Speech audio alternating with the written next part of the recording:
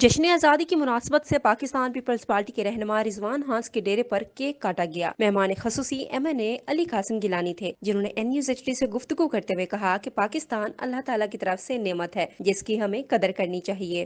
اور میں سب سے پہلے تو اپنی طرف سے تمام اہل وطن کو جشن آزادی مبارک۔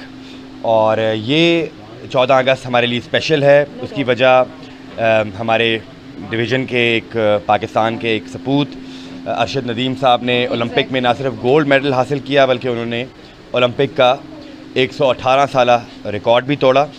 تو آج کا دن جو ہے ہم ان کو ڈیڈیکیٹ کرتے ہیں، اور اس کے بعد پورے حلقے میں بلکہ ملتان میں کئی تقریبات ٹری پلانٹیشن ڈرائیو کے حوالے سے ہم شروع کرنے جا رہے ہیں۔ اس کے بعد ہم خان ولیج جائیں گے، اس کے بعد ہم قاسم بیلا، وہاں پر PHA کے زیر اہتمام ہم نے ٹری پلانٹیشن ڈرائیو شروع کی ہے۔ اور میں یہ پیغام دینا چاہوں گا نہ صرف ملتان بلکہ پورے پاکستان کی عوام کو کہ ہمیں موسمی تبدیلی کا مقابلہ کرنے کے لیے زیادہ سے زیادہ ٹری پلانٹیشن ڈرائیو کی طرف جانے کی ضرورت ہے، اور نہ صرف پودے بلکہ درخت لگائیں۔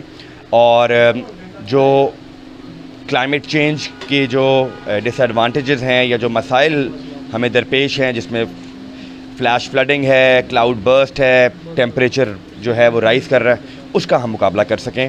تو میرا یہ آج پورا دن کا یہی اسکیجول ہے کہ ہم نے زیادہ سے زیادہ ٹری پلانٹیشن ڈرائیوز اپنے شہر میں شروع کرنی ہے۔ تقریب کے بعد پاکستان کو سرسبز و شاداب بنانے کا عزم لیے شجر کاری کی گئی، جو کہ علی قاسم گیلانی اور DG PHA آصف روف نے اپنے ہاتھوں سے پودا لگا کر شجر کاری مہم کا آغاز کیا اور شہریوں کے پاس خود جا کر تلقین کی کہ درختوں کا دھیان رکھیں۔